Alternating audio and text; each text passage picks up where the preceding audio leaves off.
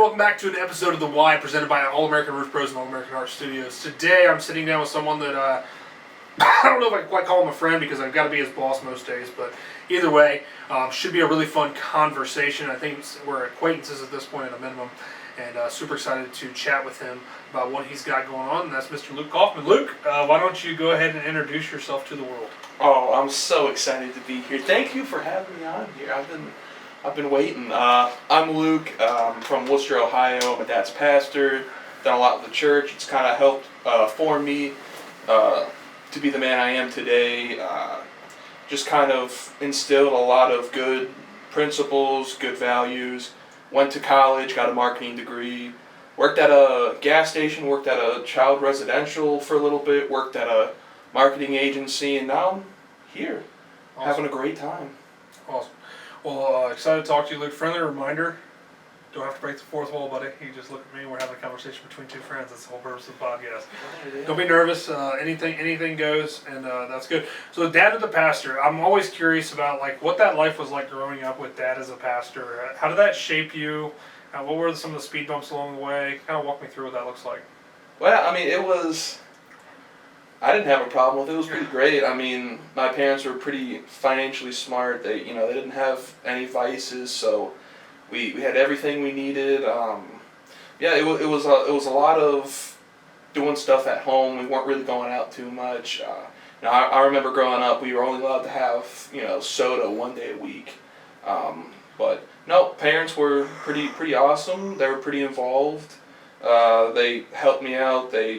They've done so much for my life. But yeah, growing up sometimes it was hard. Living with my dad's pastor. He's awesome, and I'm like, oh man, I make mistakes. But growing up, I've kind of learned to know, oh, my dad makes mistakes. He's not perfect, so it's like, oh, okay. Yeah, let's kind of walk through that. I mean, I think that all young men go through a point in their life when they kind of feel like they're living in their dad's shadow a little bit, right? There's a lot of songs out there about it and all that good stuff, but what was the breaking point for you to where you kind of broke away from that shadow? Do you remember, is there a defining moment when you kind of realized? Because I think as young people, and especially as me as a father, I want my daughter to think about me as a superhero, right? I want her to think that dad's invincible and he does no wrong and all that good stuff, and we all know that's not factual.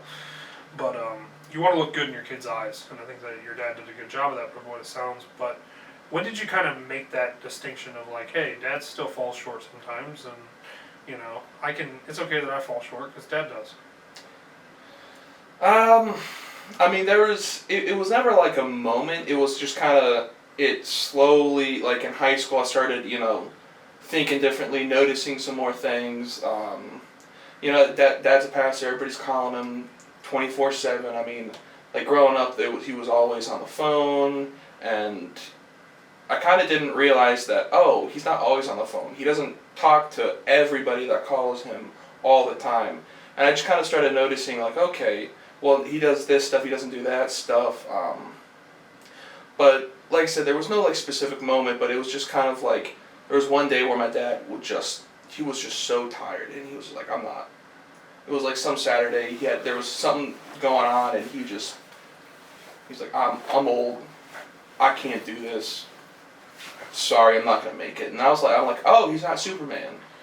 Like, I mean, he's still, my role model, but I was like, oh, he wasn't all gas, no brakes. We're gonna take some time to recollect ourselves and reinvigorate. So it was like, there was never, I haven't really seen my dad, I guess, have a moment where it was like, oh, you're human.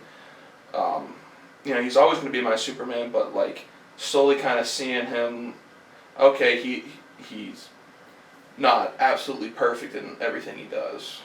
Yeah, and I think that that's always something important to realize. I think that probably happens in your teen years is probably when you start to actually see it, And I grew up with a great dad too, and he worked hard for his family. He provided.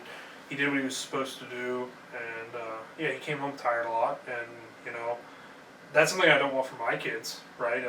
I want to be able to be present still when I get home, but also too, in providing, you have to still work hard. What you said your dad's or he is your hero. Do you have other heroes in your life that you could define as a hero? Who would you say your heroes are? You said that, so I want to dive into that a little bit. What heroes? Shoot, not many. I mean, Jesus. You know, I'm trying to read more of the Bible and use them as role models. But I can't really put like that guy's a role model. It's kind of always my dad. I never really believed in Santa. There's nothing ever like that. There was never it was kind of always just my dad and there was everybody else. Like Tim Tebow's really cool. He's a great role model, but it was just like nothing could, everything paled in comparison to my dad. So honestly, there's no one else. Yeah, and it's that's cool though that you were able to have somebody have a close relationship with them and able to be your heroes. I use 3 heroes in my life, and I don't think they're going to change. One obviously is Jesus. That resonated with me. He's obviously one of my heroes, and I try to live my life to shape up. Because I think that when we talk about a hero or a role model, however you want to define it, it's as somebody that you're striving to be, right? Or you want to emulate. You have traits about them that are really important to you, and you're trying to become that person.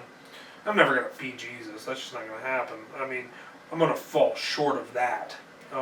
The other one's and I think I'll fall short of all 3 of my heroes, if I'm being entirely honest. I don't think I'll ever fill, I would argue that you'll probably never fill your dad's shoes because you're a different man. You were raised differently, right? My second one's my grandfather, my dad's dad. I talk about him a lot on the podcast.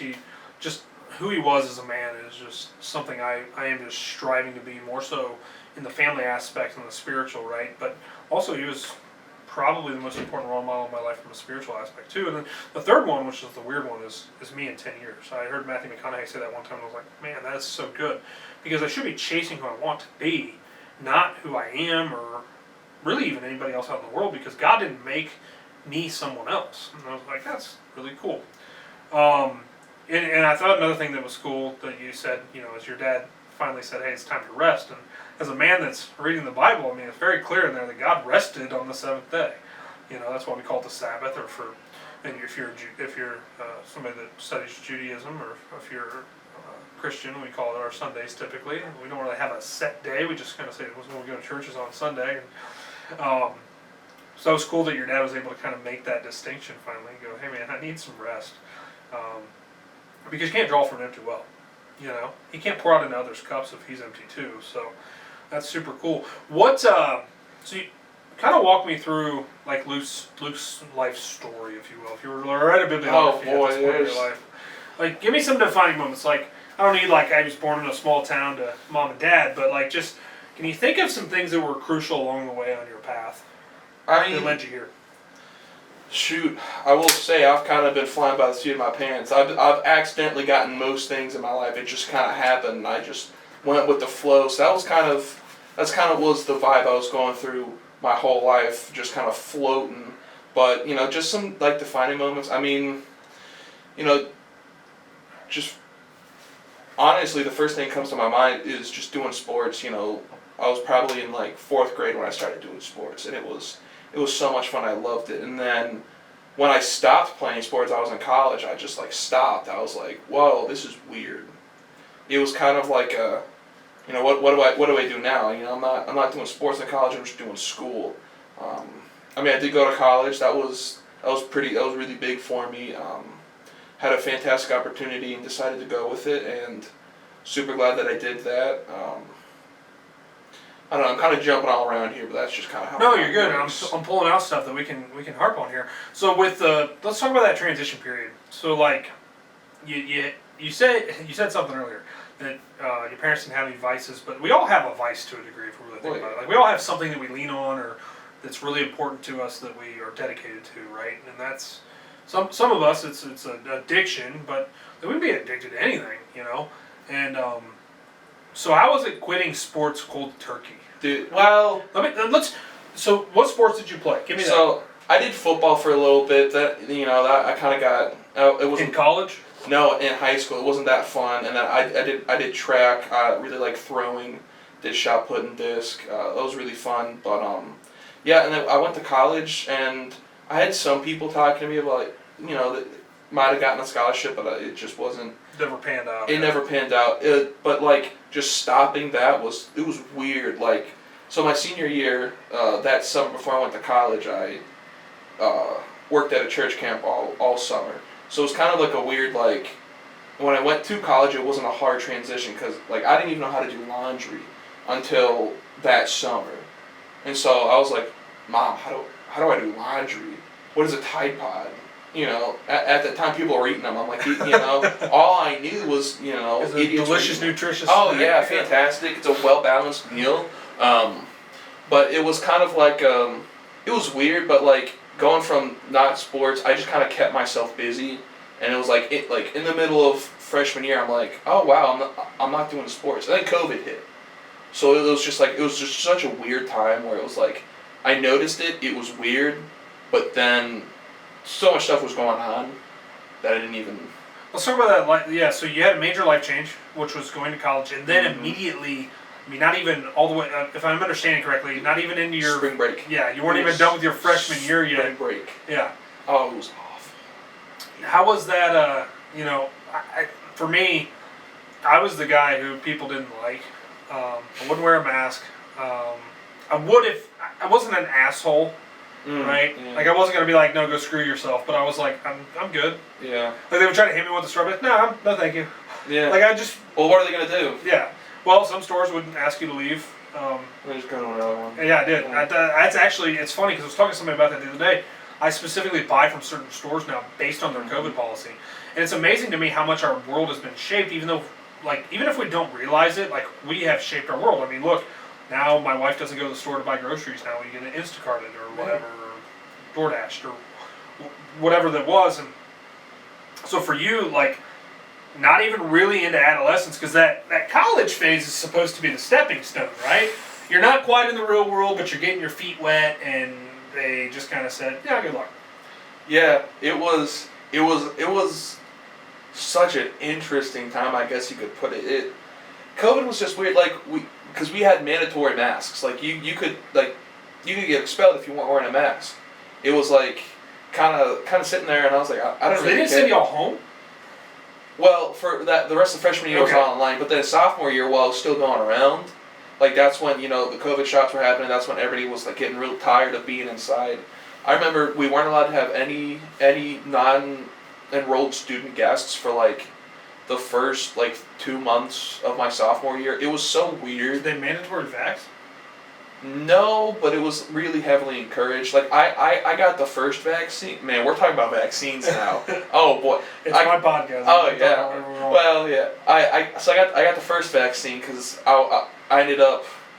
And walk me through how that decision was made. Who was that? A you decision? Like you felt like you needed to, or? Well, it was one of those things where it was like I didn't really care that much. I was a college kid. I was doing whatever. I knew I ended up working again at that summer camp, going into junior year. So in the summer between sophomore and junior year, I knew I was gonna do that, and I'm like, I'm gonna be around all these kids, and I kind of had a sheep mentality. I was like, okay, I'll do it, whatever. I didn't care.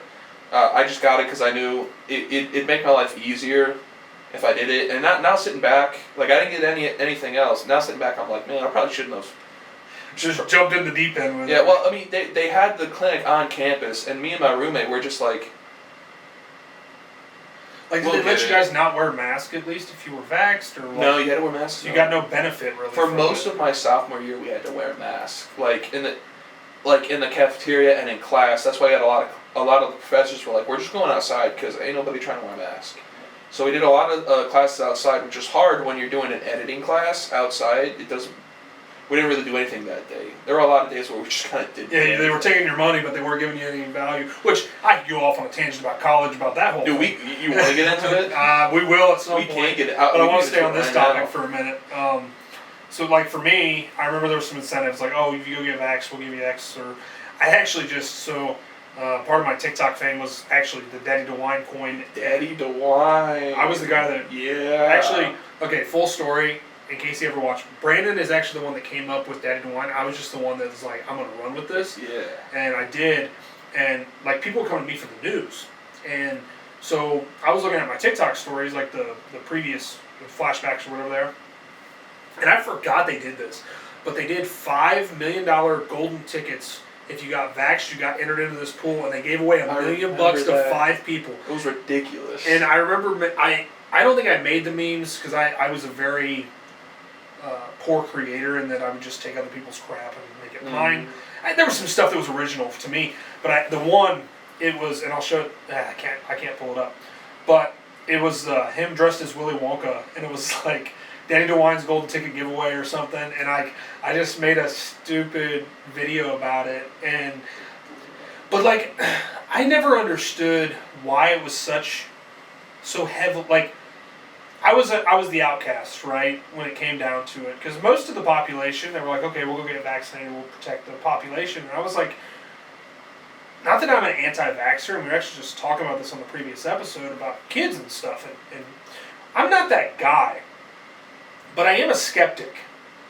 And my issue is how fast we developed it. And I understand, I'm not a complete idiot when it comes to science. Actually, if you watch Brian's podcast, I think him and I actually talked about this a little bit. And not that I'm a complete skeptic about it, but also, too, when I was looking at the data, because I'm a data guy at the end of the day, like, I want to see the hard numbers. Like, the facts are in the numbers. I'm a math guy. When the data is telling me that my particular population sector does not actually have vulnerability towards this, I didn't have any kids at the time. I didn't have any young kids. My grandmother, I had one grandparent left, I think. Yeah, I had one biological grandparent left. I still have some step-grandparents as well, but I wasn't seeing them as much, so I wasn't as concerned there. I worked with my dad and my brother. They were both healthy. There's really no benefit to me getting vaccinated at the time, if that makes sense. And also, too, I'm not a big fan of needles. Right. So I was like, so there's that. And then, too, the way it was pushed, I was like, Dude, it was pushed so weird. It was very odd to me. And then also, too, when now we look at the data and the way they were recording COVID deaths, and I'm not saying that there weren't. Oh, we're getting into COVID deaths now? Let's go. Well, but and I'm not a big conspiracy theorist, but like now the White House has an entire page dedicated to how crazy the whole thing is, and we have our government stating, and this isn't a political thing. I mean, I don't think it's I don't think there's a question on this podcast for anybody that's watched a fair amount of episodes to know that I voted for Trump, I supported Trump, I endorsed Trump. But if you remove the political agenda behind it, and all of us that were the minority were saying this is nuts, and all of a sudden the government's backing that it's nuts, also with all the other, you see all these perfectly healthy individuals that start having these heart events. I'm glad you brought that up. We had a guy who was a track runner, had to stop track. I just touched the mic. No, you're good. It's not gonna be any sound. But he had to stop doing track because he was having heart problems. He went to the hospital and everything. He had to stop, and that's where it was like that was crazy too. There was also like the city that I was in. It was like if we reach a certain percentage of the population that's vaccinated, we'll open back up restaurants and stuff. And there was a whole thing where I was like, dude, I just want to go to football games again. Yeah. Yeah, so then you start to bend because you're like, oh. Got bent immediately. Yeah. Well, I don't know if you traveled. Did you fly at all during COVID? Like, during COVID? No, I flew in August of 2020. Like, one of the first flights they took off the ground after all the crap hit the fan. Best freaking experience. I bet. Because there was nobody on the planes, there was nobody in the airports. The worst part was wearing the mask. Like, once again, I wasn't a complete dickhead when it came down to the masks, but like, I was just like, I'm just not, no, I'm good. Yeah. And also, too, the thing that got me, so Brandon vapes. And I watched him. He does? Oh, yeah, it's crazy. I watched him blow through one of the surgical masks that they give you everywhere with the vape, and it came out. Like, it didn't go out the top. Like, some came out the top and the bottom. But it goes through. It goes right through it. So, like, if we weren't wearing the N95s, what were we stopping? Nothing. You know what I mean? Nothing. So, all we did was wearing a face diaper, and it just got all moist and weird. And you'd get mask. And I had a beard. Yeah. I hated that. I had the lines from the mask. See, I always had a beard, so it didn't, like, I wouldn't get the lines or anything, but, like, the beard would push it up. Well, yeah, that's what, my beard had, like, a permanent, like, separation here, and I was like, man, See, I didn't wear them enough to find that out. Like, we had to wear it them. still drives me wild, all these people that, you talk about the sheep mentality, and I think it's not, like, I think it's just, I want to be clear that I'm not saying that, like, if you just follow, like, if you have a true medical condition and you're required to wear a mask because you have cancer, leukemia, some kind of autoimmune disease or something like that, like, it's not that I want you to get sick. But also, too, when we look at Sweden, who did not put out the vaccine, they did not enforce masking, they had the lowest death rates among the entire population. They're also one of the healthiest people among the entire world's population. And the disease almost didn't exist there. So when we talk about herd mentality, there was two, I guess there was a red pill and a blue pill when it came down to it. And to save the politics, I'll say that the red pill was taking the shot and following the mask guidelines and standing 6 feet apart and all that good stuff. And the blue pill was just letting nature run its course. Because since the beginning of humanity, there has been disease. If you think that our bodies are not able to handle this, quite frankly, my grandfather, who died just before COVID, he died in November of 2019. And I remember hearing the grumblings of like, oh, there's this disease. And I don't know how like in that stuff you were, because you're quite a bit younger than I am, because you graduated in 19, right? I graduated high school. Yeah. So you're a baby. So, but I always remember like, oh, there's Ebola, there's bird flu, there's all these, and it's over here, and blah, blah, blah. But they never really came in, so you're like, yeah, whatever. But I'm 99% sure that my grandfather had it. Well, I know he had a disease, or had an infection of that he was not able to shake. They put him in a nursing home, couldn't breathe, had all the symptoms that are associated with COVID, because all of us are now doctors and all know everything about COVID. 20 minutes into this damn thing, we're this deep. And my grandfather, I'm 99% sure, had COVID. Now, granted, this man had poor lung, he had poor lungs, he had lung cancer, he could not breathe, he had emphysema, or borderline emphysema. He wasn't a lifelong smoker, but he smoked most of his life. And this dude's made it. That's not what killed him. The cancer got him. So I'm like, yeah, I'm probably going to be fine. Like, I'm probably going to be fine. There's a fair amount, and once again, were there people that went into COVID? Were there people that had all the, like, was there bad things that happened? Absolutely. Am I thankful to the Lord that it didn't happen to me? Absolutely. But also at the same time, I'm a firm believer that clock's running and I can't see, and it's going to stop someday, and it's just going to stop. I don't really get to control when, where, why, or how. I have skepticism about modern medicine as a whole. This has been a hot topic on the podcast, but like with modern medicine, man, they're not treating actual problems, they're treating symptoms. I'll be open with you, and I think you relate to this. We're not small fellas. What are you trying to say? Are you saying my figure? What are you talking about? You're a little fool, okay? But the cure is not Ozempic. No, it sounds good. It's never. Man, but if you're a doctor and we're like, we want to lose some weight, we're going to prescribe you Ozempic. That's how we fix it. That's not the. But it's literally it's basic, right? Move your body more, eat less, drink more water. That's it.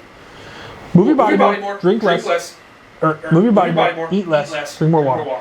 Track your macros, go on a freaking walk, and drink more water, and you will naturally lose weight. Well, it's not the solution for everyone. I mean, it wasn't it for like it was like a diabetic thing. It's a diabetic medication that they instantly found out, hey, it makes people lose weight. So then they started prescribing it for other things, and then they started giving it to people. You could pretty much, it's like when weed was illegal, and you could go get a weed exemption for anything on medical, right? Same exact principle. But it's not natural to your body. Barely regulated. Yes. Yeah, like it's not for everyone. I don't know why everyone's like it's for diabetes. That's what it's developed for. It's a diabetes drug. Yeah, it's ridiculous. I like taking Ozempic. It's not that it's the easy way out. It's a solution, but it's not for everyone. Well, I don't need to be on Ozempic. I just need to like not be fat. I just need to not be fat. I just need to stop eating out as much. I need to cut back my soda intake, and I need to move my body more. That's what it comes down to. I know what the solution is to the problem, right? But in America, we like the easy way. That's why we want just a magic pill to fix everything that's wrong with us, right? Rather than, and our medical system has made it that way. Like, so my daughter was sick. Yesterday morning, we took her to the ER. She had a pretty high fever. She's She'll be 1 year old on Friday. By the time she comes out, she'll be a little over 1 year old. When your kids have a fever over 104, you're supposed to take them to the ER. And so, of course, they tested her. My daughter has had. I have never taken a COVID test. I don't even know what one feels like. I know that. Dude, it depends. I know they brush your brain, or the original ones did. I had to do a lot of those when I was working at a child resident. Dude, that. Yeah, it's wild. So, my daughter's had a COVID test before my wife or I has. Neither one of us has ever had one. Neither one of us is vaccinated for COVID. I won't be. I won't take a flu shot either. Once again, I've personally never had one, but I've heard so many people say that the worst flu they ever had was after they got the flu shot. And also, here's what got me about the COVID thing. So after it came out, and like people are like, "You're an idiot. You're gonna kill the population. All this shit, blah blah blah." And I go, "Well, if you're vaccinated and I'm not, so perfect example right here. Aren't you protected? What do you care about me? Like that's what it comes. Like, why am I the problem? You know." But now that we look at it, and then all of a sudden all these people got COVID again after they were vaccinated, and the systems were supposed to be less harsh. I'm sure I've had COVID. I have no idea. But I can never tell you that I was down enough to be like, oh, I'm not going to work. Right. Like, I was never that bad with it. So it was always hard for me to try to rationalize putting something into my body that my body didn't probably need. Yeah, you weren't on a college campus. They were well, and that's like we got the college I went to. We got blamed for like it was like shame. It was COVID shaming. Well, they're like, well, you have like a higher percentage than the city we're in, a higher percentage than the city average, and so we got blamed. And it's like I'm gonna be honest. Everybody goes home on the weekends. It is dead. I'm like we're getting cooked for no reason. Yeah. But it was. If you had any symptom, if you didn't feel good, half of it was allergies. Like I had allergies, I had stuffy nose and a headache. Oh, gotta go get a COVID test. And then half the time it would just like.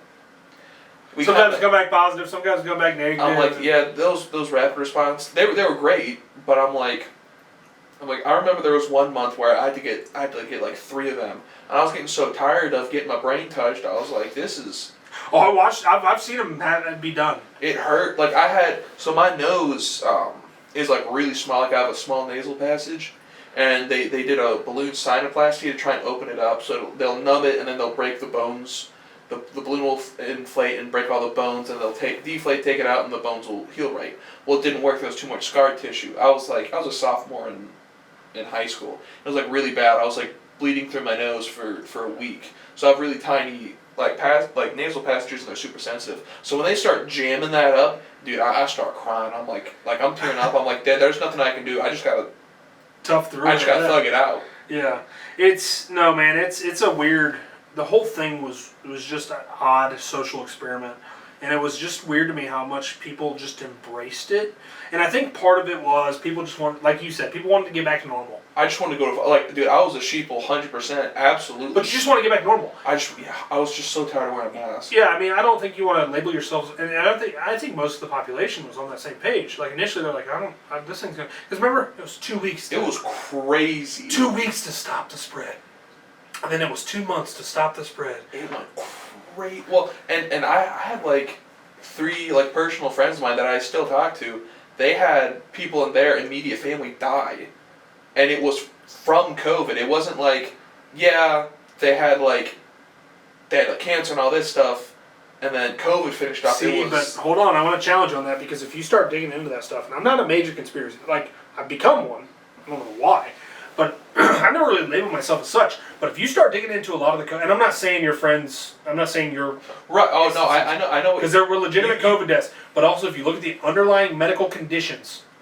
Yeah, they died in the hospital. Well, they had a gunshot, but they died from COVID. Yeah. It was, oh, trust me. And there was a lot of that, but there was also a lot of like underlying heart conditions that were undiagnosed. Right. And we never did autopsies. We never had any idea. We just said, oh, COVID death done. And we don't know. Unless the family asked and ordered an autopsy, we don't know. Yeah, I have no idea. I wasn't there. But, I'm not saying that's, because I think there was a percentage of the population that did in fact die from COVID. But there's things that have happened since the beginning of time called calling the herd, where you it's no different than a wolf on an elk if they're hunting elk. Who do they go after? Who's the wolf? in this. And in this particular instance, in this scenario, Yeah. it is actually COVID itself. Okay. COVID gains no benefit from killing actually its host. Actually, it technically is a parasite. When you think about the parasitic relationship, it's a virus, but think about the parasitic relationship, it actually would benefit from its host continuing to live. But it evolves. The bigger problem with it at the high level is the fact that we know it was leaked from a lab now. We know for a fact. It's factual. It's on the government's website. That was crazy when they put that out there. And when everybody was saying it, they're like, "You're nuts. It didn't happen that way. It just sprung up. Somebody ate a bat." All this. Remember the whole bat suit story? I'm not gonna lie. I still kind of believe that someone just ate a bat. I think somebody ate a bat, but I think the bat was planted. I don't know. Hey, I don't want to get political, but yeah, no, it was a weird time. And the impact that it had on the economy, and then the fact of when it lined up with the presidential election. That's weird. Oh no, it's just weird. Oh yeah, we're both. Whether it's coincidental or not, I don't know. But it regardless of what side of the aisle you're on, I think you can acknowledge that it was strange. It was strange. Yeah. And we had a booming economy. It put that to a halt. We now have hyperinflation. Now we're living with all the ramifications of what happened from COVID. Those stimulus checks might have been nice at the time, but yeah. See, and that's my issue with people saying like, "Oh, we need to have universal basic income and all this stuff." It's like, well, it has to come from someone. Back to your dad's analogy, you can't draw from an empty well. Right. Somebody pays the price. Whether that's their time, money, or energy, it doesn't matter. Someone has to pay for that. Paying for it now. And now we're paying for it with inflation. Yes, our house price is through the roof. I was just talking to somebody about this yesterday.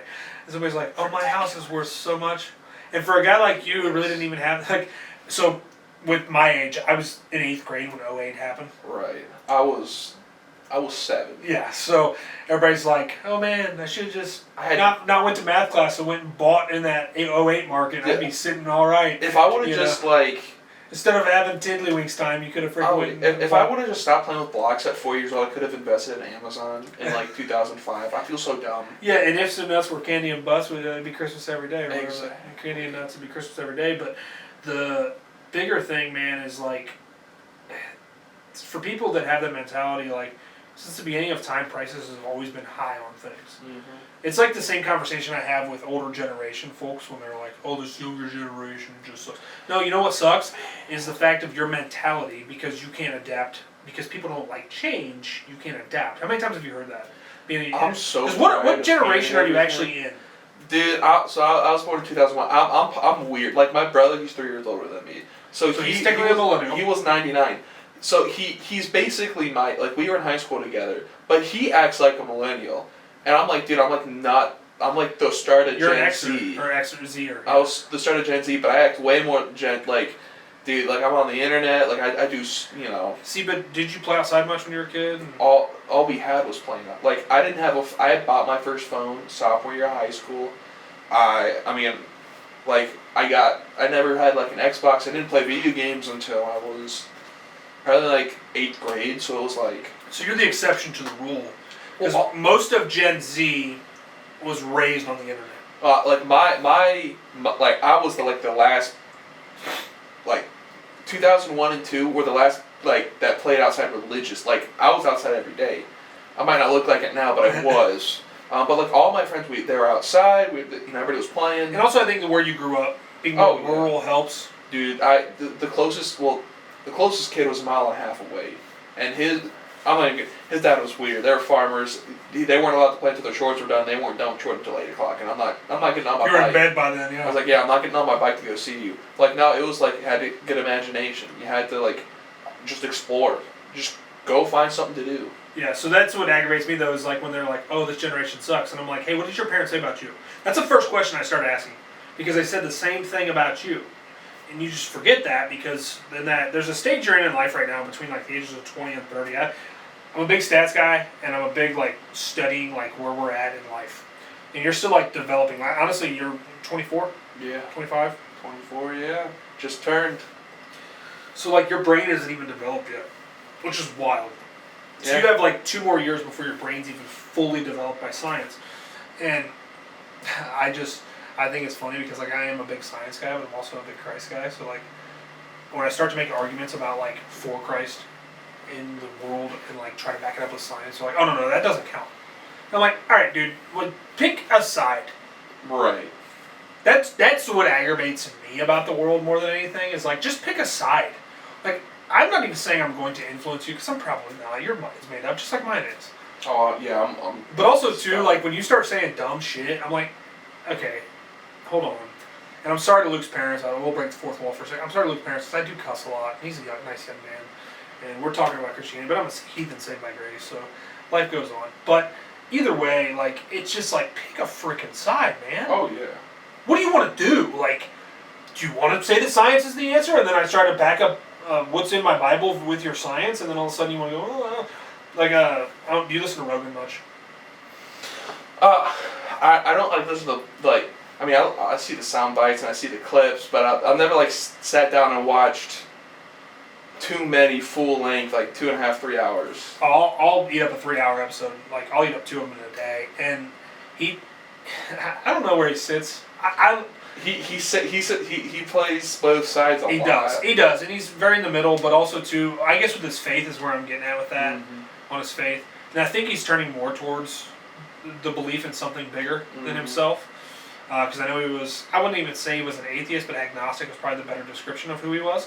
And he's had a couple people on that are really heavy in the Bible, and it's just kind of interesting to watch that. But, you know, he was talking about the other day, and he's a big science guy. Like, that's his whole background. Like, that's where he gets most of his, he's much like me. I mostly deduce things through science. He goes, we have no freaking idea on how old the Earth actually is. Zero. We don't know. And the goalpost keeps moving for how old we think it is. We don't even know how the dinosaurs went extinct. Right. One, because there was no written record then, so we don't have anything, so we don't have anybody that had a first-hand account and documented it. But two, you know, we have no idea. And it's funny when you start looking at that and then you start going to science people and go, well, yeah, like, for what we have today, you're correct. But just 100 years ago, they thought the Earth was 10,000 years old. I thought the Earth was flat. Yeah, exactly. So there's all these things that start going into this whole box, and not saying that science is incorrect. I think they're making great medical advances every day, and we're making just great advances in science every day. I mean, heck, look at the freaking computer that's in your pocket, you know, now. But also too, like, science isn't the be-all, end-all. It changes all the time. There's only a handful of laws in science, and they're very clear-cut and dry. Law of gravity, law of relativity, you know, they're mainly in physics. And other than that, they're kind of like, yeah, we don't really know anything else. We're just playing multiple guess and hoping we get something right. Yeah. Heck, they can't even, this is an interesting fact, especially with all the tariffs going on. Maybe you do or don't know this. Do you know why most of the semiconductors in the world are made in Thailand? I'm sure you're about. It's not Thailand. I'm gonna screw that up and I gotta fix it. Oh no! What's the one that China's always trying to take over? Oh, Taiwan. Taiwan. Oh no! Well. Do you know why most of them are made in Taiwan though? No, are the minerals there or the rare earth metals? Nothing to do with the rare earths. It has to do with the fact that they're the only ones that can get them to actually work. Yeah.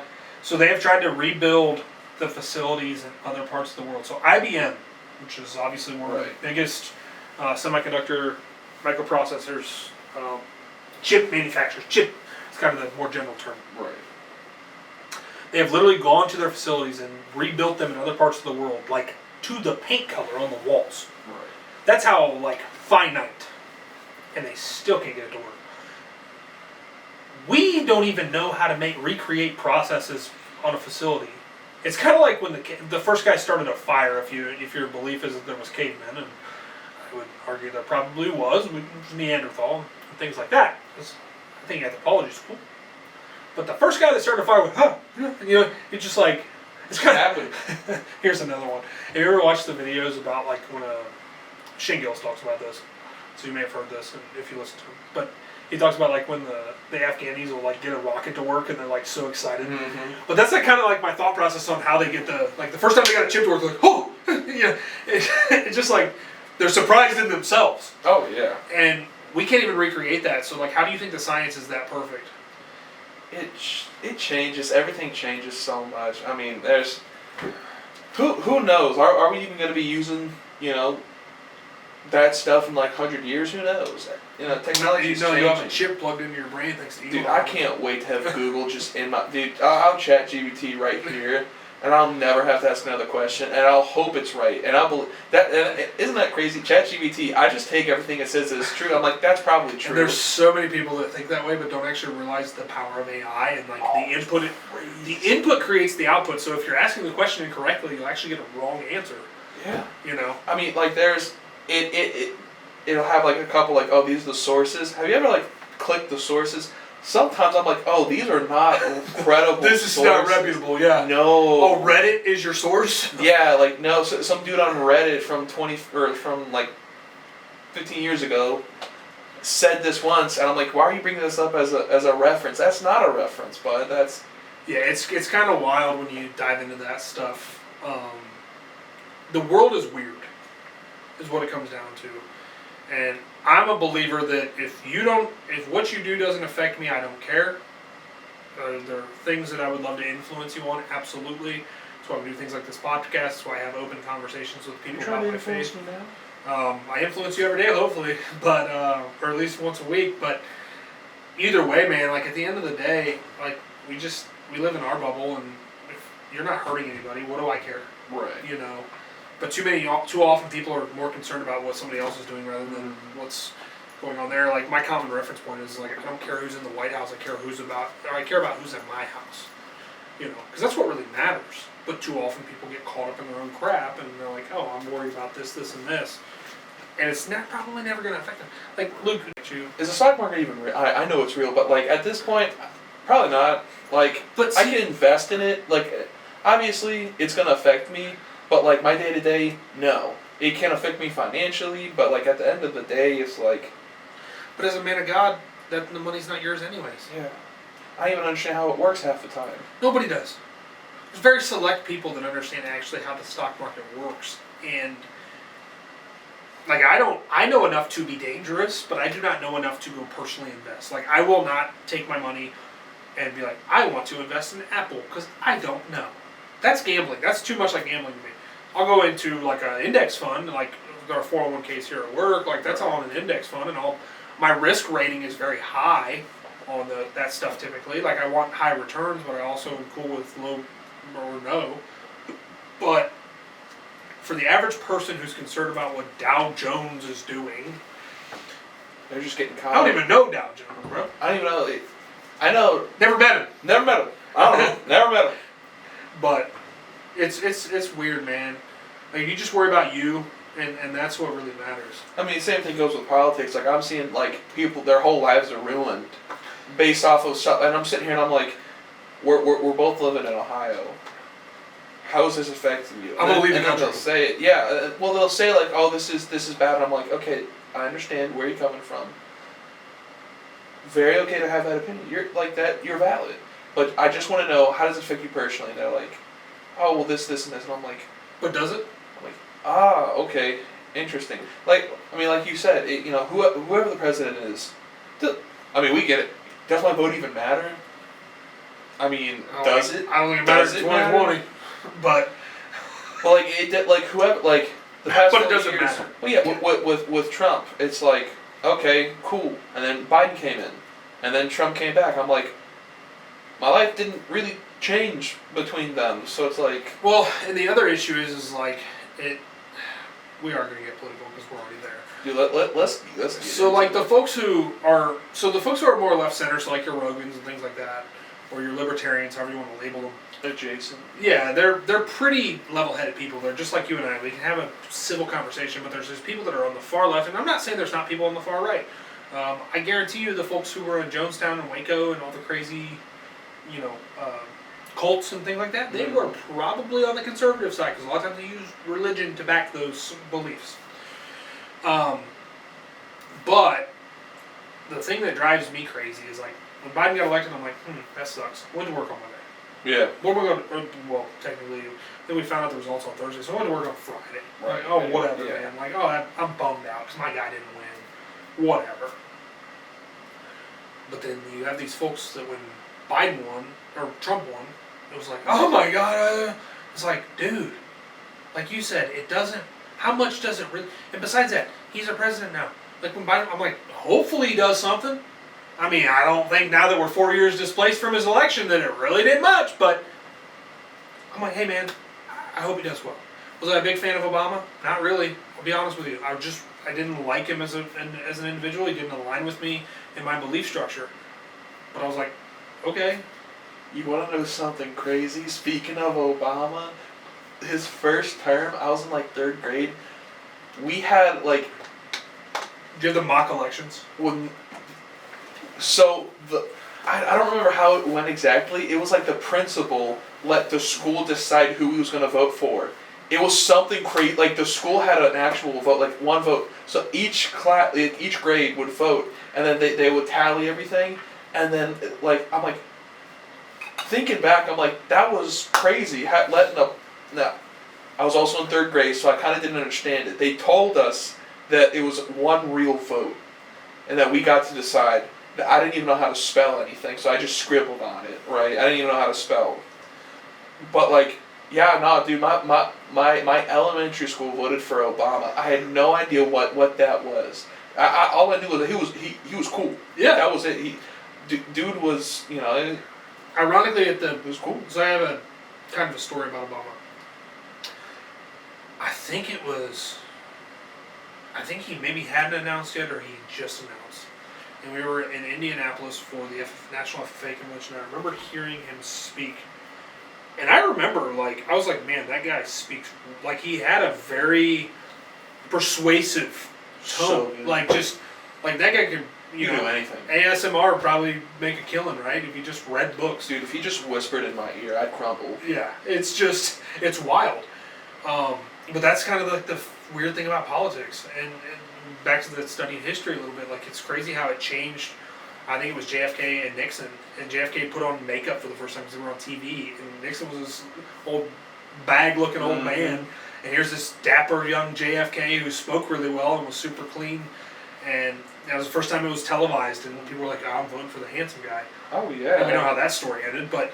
don't drop the car. Don't drive. Yeah. Hey, keep the top up. No more tops up or tops down, but either way, it is wild, and then you have this, that's what I had said for years, I really want somebody that's just a businessman. I want the country to be ran like a business. People are like, it can't be done that way. I'm like, why? It's pluses and minuses. Stop spending more than we make. That's it. That's all I want to see. I want to see my tax dollars to good use. But then you get this Trump who's this brash, Trump nasty. From the top row, RKO'd. Yeah. But ironically, when you hear people talk about him, Bill Maher did that visit with him, and Bill Maher's he's the nicest guy. He signed my list of insults, he did all, and it's just it's kind of a facade to a degree. Oh, there's so many facades. But he's putting on a show. Oh, and dude sells. Well, hell, he was in the WWE at one point. He knows how to sell. The Apprentice, he knows what to do. Showbiz, baby. He knows. I mean, he's got. It's a finesse thing. Those who know, but it's a finesse thing. When he was debating Hillary, did he even say anything? He was just wrong, insults, wrong, yes. Wrong. You're scaly. It was just because you'd be in jail. Oh yeah, you should be in jail. The one-liners, man. What was it when he was debating Biden? And Biden's we killed Medicaid. And Biden, I will say, I had some empathy for him because I do think that, although I don't agree with him a lot of his political, I do think it was wrong the fact that they kept pushing this guy out to go and run. It was wrong. I felt bad. It was elder abuse is what it was. It was, yeah. But when he's we killed Medicaid, he's yeah, beat it, or we beat Medicaid. He's yeah, you beat it to death. And it's just he's so quick with the freaking... He's a sale. I mean, he's a killer. He knows how to talk anyone up. But he also, the respect he demands. I feel we're respected as a country again. And that's, what makes me happy. I don't even want America to be, the top dog. I just want us to go in anywhere and be hey, we're respected. I'll make the joke all the time of, hey, back-to-back World War champs, baby. Sir. And but also too, like, we just need to be respected as a country, and I think that it comes back to, like, we all want to be respected as people. You know, you want respect, I want respect. I just want to be respected as a nation. I don't want to be walked all over. I want to pay our fair share. Mm-hmm. You know, it's basic principles and values. It's not like your parents were good with money. I'm sure they didn't enjoy paying taxes for things that they don't necessarily support and or, you know, I wish they would send out a questionnaire every year when I pay my taxes and go, where do you want your money to go? That's how you'd solve a lot of the freaking problems. I want it to go to Sesame Street. Like, I want all my tax dollars to go to Sesame Street in Afghanistan. That's what I want. That's what this guy wants. I mean... But it's a matter of opinion at that point, right? Oh, yeah. The government's supposed to work for us, and now we work for the government. Yeah. I don't know how we got to that point. Thank you, World War I. This income tax isn't going to be around for very long. As soon as we win the war, we're going to take it away. Never left. Are we going to talk about central banking now? We can. Uh-oh, we talk about JFK. Uh-oh. Where's the FBI? You're talking about when we took the dollar off the gold standard Mm-hmm. and just completely wrecked our economy? Shoot. Is there gold in Fort Knox, Lou?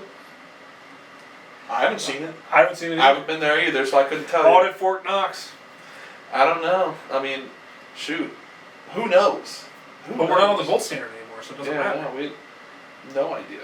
And that's why, like, these cryptocurrencies have power.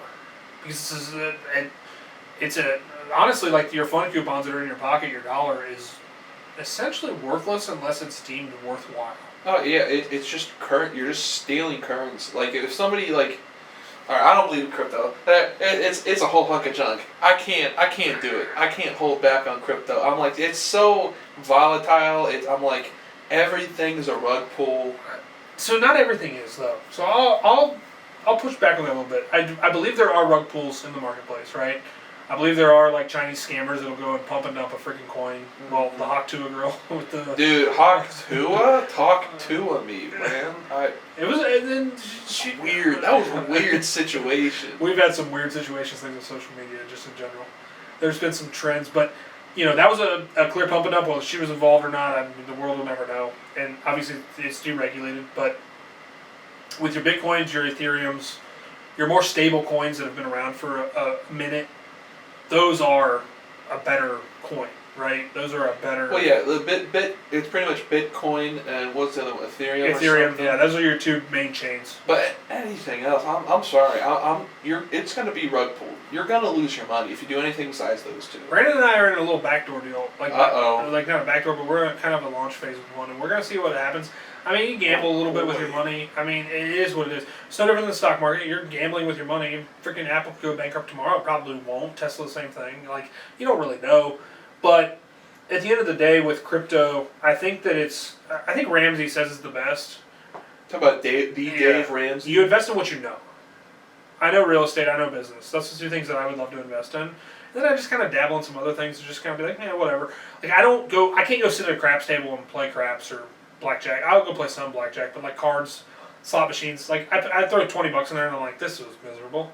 I'm now $20 poorer and I have nothing to show for it. This is great, and I didn't even enjoy it. You know, so there's that. But on the flip side of the coin, like, if I can gamble on a couple other things and be like, I learned something.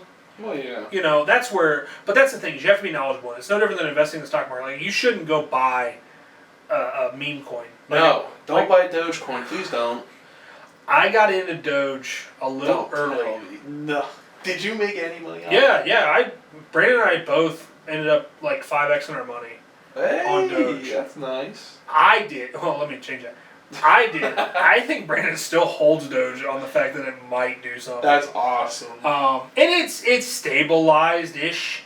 Like, you're not going to lose money, but I remember a lot of people did. Because, like, it went back to where it was. Like, it had that big spike, and then it just went back to where it was. And that's where you have to be careful. Like, you have to actually know what the hell you're investing in. Have a little bit of... You gotta have some luck to it. And there's... I'm careful with the term luck. I don't think that there are times when I've had a divine intervention where things just kind of went my way. But also, too, when you look at how much you worked to get there, was it really luck? You know what I mean? Right. Because if you believe in luck, then you should also believe in bad luck. And you just should believe... Like, that's where the world kind of turns into doom and gloom or sunshine and rainbows, you know? Instead of just being more centric and being like, you know what, I worked my ass off to get here, I'm here. I deserve this. There's no luck involved. you know? Does that make sense? I see where you're going with it. Yeah. Yeah. What's let's get back on some more topics of Luke. We've just kind of been on Club Random here. I was gonna say, hey, what do you want to talk about next? Michelle being a lizard? You know, we get weird. Yeah, just kind of where the conversation went at the end of the day. What's tell me the hardest moment in your life so far. I mean, you're a young man at this point, so I don't know if you've had too many of those, but I haven't had, like, in hindsight, me sitting here looking back on my life, at the times, yeah, sure, it was hard. But, like, me sitting here, I'm like, yeah, no, I needed to grow up. You know, that was not hard. I mean, there was actually not too long ago, my senior year of college, I don't know what was going on with me. It was my last semester. I just didn't do anything for like 2 months. Didn't go to class. I was getting, you know, professors emailing, calling me, hey, you know, you come to class, you're not doing. I didn't do any schoolwork, and then that was I wasn't like depressed or sad, but it was just like, yeah, I'm done. I was just, you know, so burnt out. Especially, you know, going through college with COVID and everything, and I was just like, I mean, yeah, I was a marketing major, so you know, it wasn't that hard. But the last month of school, I slept every other day, and I caught up on everything. The nice thing about college is they're like, oh, you could pile that shit on at the end. Oh yeah, I mean, that like April, it was hard. It was so hard. I was sleeping I would hallucinate. Like I'd go like 2-3 days without sleeping because I was just doing everything. I was doing a lot of work. I had to do like project after project. I mean, I was writing papers. It was hard, and I had, you know, I had a on-campus job, so I had to like not be an idiot. Like I still had to sleep a little bit. That was pretty hard. Wasn't that hard, but I was worried about, you know, it was a lot of stress. Like worried about finances, making sure I was getting all my work done, because I just didn't want to do anything. So I had to change my mentality. I had to, you know, pick myself up. Like, okay, we're not gonna have any pity. We're gonna get this done. You spent all this time in college. You're not gonna drop out. You're gonna leave with something. So I wanted to drop out like my sophomore year, but you know, I didn't want to be at the college I was at because it was COVID. And then, you know, hindsight, oh no, it was just not a great place for me specifically. So I was super unhappy with everything. Hated it. Like I had a lot of hate that year, my senior year. But like that was pretty hard. You know, but I picked myself up. Dude, when I walked across that stage with that diploma, I was like, oh, it was so nice. It was so nice. But, I mean, yeah. But you weren't lucky in getting that. You worked your butt off. Oh, no, there was definitely some luck. Well, okay, it wasn't luck. I presented my case to the professor why I should be allowed to turn this in for half credit. You know, so, I mean, that wasn't luck, you know, that was me convincing and, like, putting in the work. You put in the work. I put in the work, but there was definitely, I will say that I definitely think there had to be a little bit of luck, because there was some times, helping hands the way I look at it. Yeah, I hate getting help. I hate asking for help. But I'm learning, you gotta ask for help. You gotta utilize the resources around you is what it comes down to, right? Oh, yeah, I mean. Do you, if you could go back and do it again, obviously it's a big old if, but would you go to college again? Looking back on it now? Yes, but not the way I did it. I'd have done things differently. I would still do everything I did in a you can't take it away anyway, so it doesn't matter. Right, but I would absolutely go to college, but I would go about it way differently. Yeah, give that 18-year-old Luke that was thinking about going to college the advice. Dude, go to where you wanted to go. Not where you got the best deal. Go to where you wanted to go. It's gonna suck. You're gonna have to, you know, work that part-time job a lot more than you thought. You know, instead of working, you know, 20 hours a week, you're probably gonna have to work like 30 hours a week. Just, you know, make sure everything got paid. Make sure everything was going good. Still go to college. Don't go to where you went.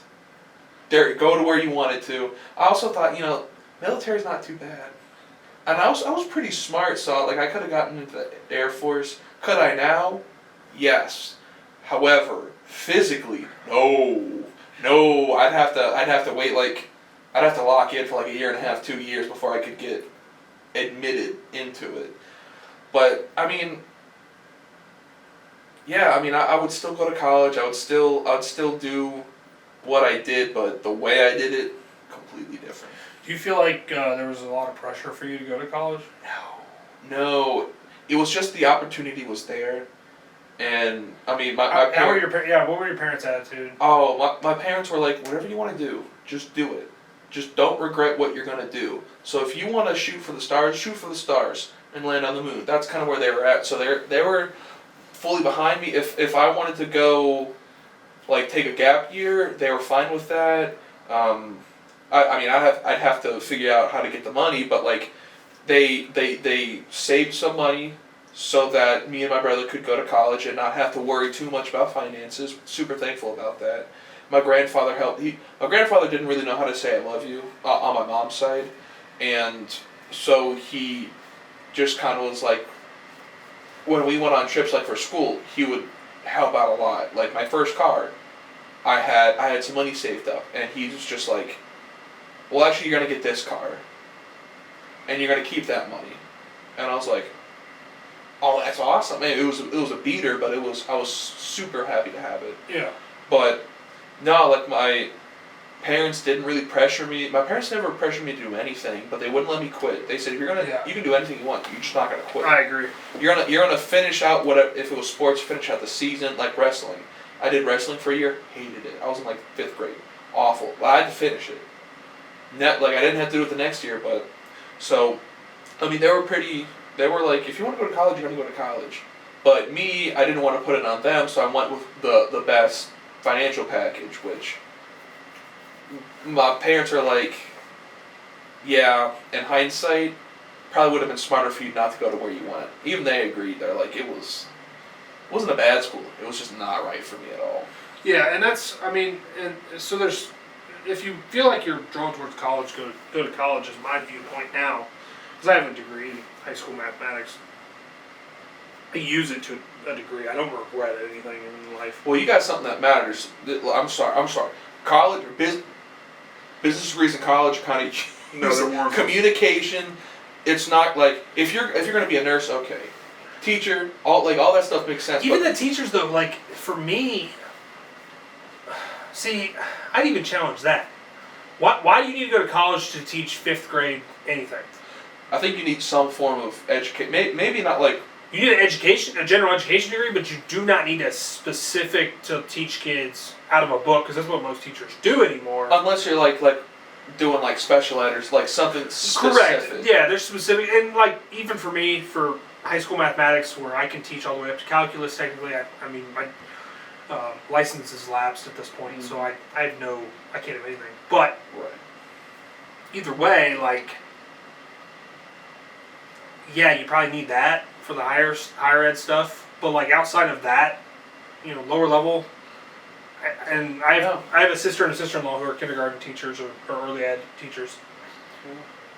There are things that you learn from a psychological standpoint that are necessary, but also how much of that can be on-the-job learning, of shadowing for 2 years. A lot of student teaching could make up, like, I could just, like, to be a sub, I could be a sub tomorrow. Yeah. I got a degree. I could be a sub tomorrow.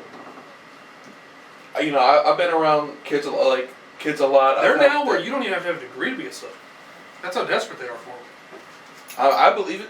I believe it completely. I mean, it's and the other problem is if you're going to get saddled with all that freaking debt, you go to a D3 school and make $40,000 a year, like you're getting screwed. And that's where my bigger problem is the financial. Like, your parents shouldn't have had to been burdened for you to go to college. Right. Yeah. Granted, I'm sure you're thankful that they were able to. Oh yeah. Like, I'm lucky. I walked away with $36,000 in debt, like total, out the door. Oh yeah. Done. Signed, sealed, delivered. But like, we're strapping these kids with so much debt that the only way you can get away from it is to die. Oh, trust me, it's awful. I could be in so much debt right now. Like, I'm gonna do what my parents did for me for my kids. Like, they're, if they can't figure something out by the time they're 23, that's okay as long as they're trying. Yeah. You're always gonna have a place, and I'm already saving a little bit, not a lot, saving a little bit every paycheck, going in, so that when I do end up having kids, I at least have a little something so that you when got they that squirrel away. Yeah. Well, and the other thing with that too, man, is like the fact that, like for me, my wife and I, for our daughter, she will get something when she graduates. We don't know exactly what that's going to look like. And if it's college, great. We'll help out with that. Like, we're financially okay. So we'll help out with college, I'm sure. I'm sure we will either pay for it, pay for part of it, whatever that is. I mean, part of it, and I don't mean to sound like an asshole, is going to depend on the degree. Oh, yeah. She's like, I want to go get a degree in underwater basketball. I'm going to be like, well, good luck. You go strap yourself with that debt, but daddy's not supporting it. But she wants to go be a nurse. She wants to go do something, because, like, I don't want my heart surgeon to be a freaking technical degree, right? But also, too, like, you go back to the business thing, anybody that's in the business field, unless you're, like, at a Harvard or an Ivy League. Doesn't matter. My degree's weird. I'm sorry. My degree's kind of weird. Yeah, it doesn't. No, it's a piece of paper at the end of the day that you paid a lot of money for. That did you really gain any? Like, I tell people all the time, ride around with me in the truck for 2 years, give me $100,000, and I'll teach you all you want to know about business, and then some. Like, I'll teach you crap that you had no idea about. I think there's so much more value in being able to go shadow what you actually want to do as a career, rather than just jumping full force into. Like, I wanted to be an engineer. I never once went out like that. Would have been miserable. Like, that's why I started out my career in engineer, or in my college career at, and I got accepted to the Ohio State the Ohio State College of Engineering, and some stuff happened, and I basically withdrew and went and tried a business out for a little while, and then went back and got my teaching degree. That's the whole story with that. There's not much to it. I would have been miserable now knowing what engineer. I would have been absolute, like, would have been a rat race, which I would have never thrived in. Would have been dull. Like, there's no fun with it. Like, granted, there's things they do that are as an engineer that are probably fun, but their version of fun's way different than my version of fun. Yeah, you could have made it, but you'd be so tired of working. Even for teaching. Yeah. Dude. And I God bless teachers, man. Kids nowadays, dude, I just want to just pick them up by the neck and throw them at a wall. These kids are rough. Why do you think I'm not teaching? Yeah. Because I saw myself doing it. I was like, nope. Same for me, man. And no, I think that's my bigger issue with it is we take an 18-year-old kid and go, what do you want to do for the rest of your life? Like, bro, I know 40-year-olds that have no idea what they're going to do. I don't, like, I accidentally got this job. I just kind of sent it. Didn't think I was going to get a response. Out. Yeah. And then I ended up working here. But I will say at colleges now, I know at least the one that I went to, they are, like I had to take an internship to graduate. You had to have some kind of experience. But also, you wait until they're almost done. Oh no, you had to do it. Okay. Every year you had to like go out. Which is good. Get an internship. Yeah. Well, that's where I learned. I don't want to work at a desk. I do not want to do love the workplace, love the atmosphere, but the actual job, it was like you had to be a jack of all trades, master of none, and I'm like I was writing too much redundancy. Well, it was I have to know that what I'm doing is not BS, and I was content creating. I was writing so many blogs, and I'm looking back at it now, and I'm like, I didn't really try that hard, but I'm like, realized I didn't want to do anything in marketing, and I was like, I gotta get a degree at least. Yeah. Well, and then when you're so deep in it, then you feel like you just gotta finish. Yeah, yeah. That's part of it too, and like I said, I would like to see kids go out, and I'm going to encourage all of my kids to go out and at least go try some stuff before you just take a gap year at least. And like, if I can tell my kids is, super smart, got their heart in the right place, wants to do this, we'll encourage that obviously, but also you're not going to tell an 18-year-old what to do. Like, you have to have that rationale, I'm going to encourage my kids to, I'm like, be smart and go to the Air Force. That's what I'm going to do. I want them, just be smart, go to the Air Force. It'll be fine. You'll do your 4 years. If you like it, cool, stay. If you don't, go to college. You'll get a job. Well, honestly, for me, I don't look at resumes. It's funny to me when guys come in and like, oh, you saw my resume? I'm like, no. Nobody asked for a resume. I mean, sometimes we use it as a qualification tool, but, I can't even tell you the last time I personally wrote a resume. And that's the way the law of the world works, So, but back to that, what I was going to say is there's a lot of companies that look at going into the military as a 4-year degree. Yeah. Sometimes better. Yeah. My roommate, he was a Marine, and so it was like. And now he's getting his college paid for by the government. Well, he was working at Caliber, and he's doing his thing. I don't know. He's frustrated with if it he wanted to use. Oh yeah, he's been thinking about it, and then I got another buddy he was infantry, and he's I don't even know what he's doing. I'm like, just go to college. You'll figure it out eventually. Just go to college. It'll be free. You'll have to think a little bit. I'm like, you're not eating crayons. But like, well, he sat on top of the Humvee. So he was, in his words, brain dead for 4 years in Hawaii. Because he wanted to go to the Middle East. He wanted active combat. So he got sent to Hawaii, and he did nothing. I hated Hawaii. That's funny. Well, he loved it, and then hated the prices after 2 years. Oh yeah. But yeah. Well, Luke, as we get towards the end of the episode here, because I got a hard out, I'd like to open the last couple minutes here. Is there anything that we didn't talk about that you wanted to share, or maybe bring up as a topic? Something serious? No. I mean, we could always talk about Michelle Obama, but I don't know why that's just stuck in my head. We could talk about the central bank, we could talk about JFK, but I mean, can't think of anything. I mean, you like doing podcasts. You like doing this, right? Yeah, I enjoy it. If you could do this full time, would you? I mean, to a degree, I kind of do. So we would probably put out more than one episode a week. We put out one every 2 right now. So, yes and no. It's demanding. There's a lot of brain power, sitting on the side of the seat, just making sure the episodes flow and things like that. Honestly, man, I wouldn't change my life a lick right now. The season that I'm in right now, I wouldn't change a lick. Is there a point in time in my life when this may be something that's intriguing to me to do full time? Possibly. Right now, it's just kind of like my hot rod in the garage. Just something we kind of mess around with and have fun, learn people's stories, figure out what their reason is for life, go from there. So, I don't have a definitive answer, man. I'm kind of a Confucius type guy, and I just kind of give you the roundabout. But like, honestly, man, like I am in the season of fatherhood, and where that's kind of what's important to me. At some point, I may start like a fatherhood podcast or something. Oh yeah. Talk about that, but maybe. Maybe. We'll see. Yeah, I mean, you never know where life's gonna take you, and. I'm aware. I've done a lot of. I get it. Yeah, you took out your plans and laugh in your face, right? Oh yeah, I thought I was gonna do something completely. I wanted to be an editor. I wanted to do videography.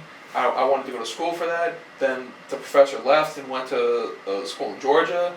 The major got canceled. I switched to marketing, and now I'm selling. Now I'm doing roofs. Yeah, it's weird, isn't it?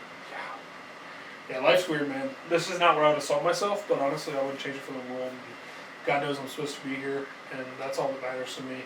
Like, I don't wake up a day and regret waking up, and I don't. And I've been at those points in my life where I've been, down in the dumpster, however you want to put it. But it's, I don't dread a day, ever. There are days not fun, but I don't dread a day. And, no, I got a pretty good life, man. So I don't know. Maybe at some point. That's a good question. Appreciate you for asking. Nobody's really asked me any questions, so. Nobody asks you questions? I mean, sometimes you get some questions, but that's cool, man. That's cool. Well, Luke, it's been a real pleasure, man. Pleasure having you on the team. Pleasure having you on the podcast, and it's been a lot of fun. So, hey, if you got a friend that you're trying to piss off today, send this over to them. A little political stuff in here, a little bit of life stuff, but oh no, no, it's now it's on the internet forever. No, they're gonna bring it up. I'm gonna go. You know what? If they gotta bring it up, Luke, you did something wrong for them to bring it up, so we gotta look at it. But hey, it's my podcast. I pay for it, and either way, at the end of the day, I would say if you got some value out of today, please share it with someone. I'm not the like and subscribe guy. If that's what you want to do, great. If you want to dislike it, tell us. We want to know what we can do better. But more than that, man, just continue to go through your life and ask yourself, what are you doing? Why are you doing it? And that really boils back to what is your purpose. So, yeah, just keep asking yourself, what's your why?